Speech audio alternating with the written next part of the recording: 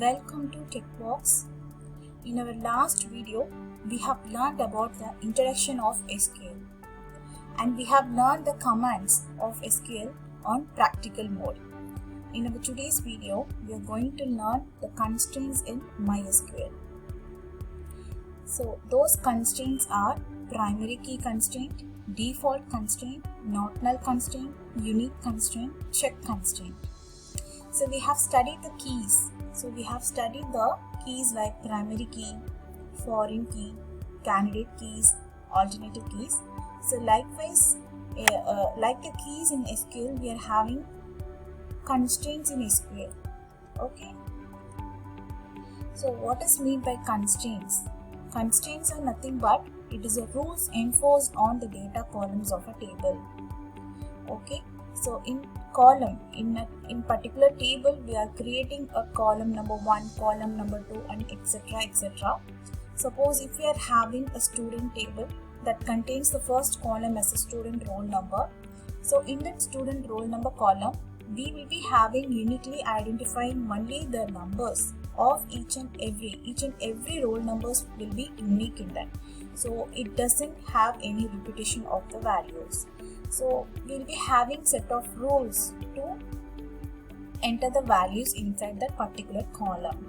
Okay, that is called as a constraints. So they are the rules enforced on the data columns of a table. So the integer data type should be entered.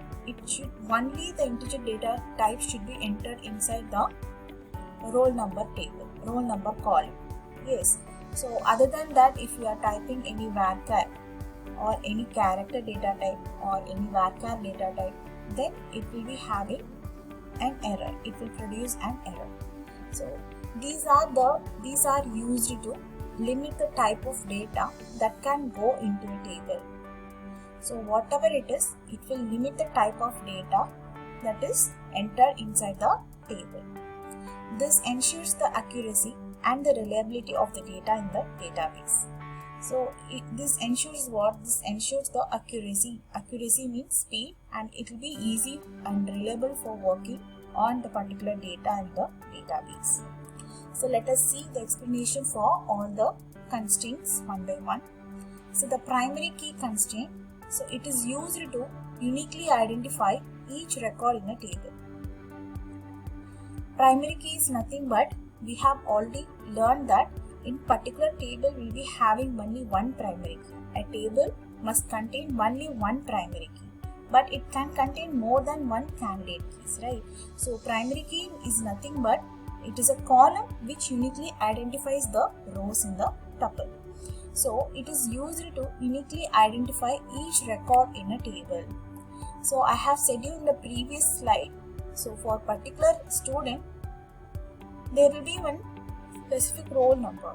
For example, if a person of A is having a roll number 1 means a person B will be having the roll number 2. He will not copy the roll number 1 for the person 2.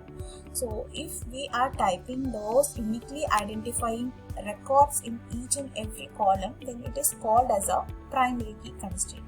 So primary key values must not be null. It should not be having any null values, and it must be unique across the column. Unique means it is different for each and every particular rows. Note: there must be a single column only having primary key constraint. As primary key is having only one time in the table, so primary key constraint is also having present only one in the table. Single column only having a primary key constraint, and it cannot have any null values. Yes, it doesn't take any null values, and it must be unique for every row. For each and every rows, it must be having the different values. The syntax for creating the primary key. So while creating the table itself, we will be writing the primary key constraint or unique constraint or not null constraint. So likewise we'll be adding while we are creating the syntax. So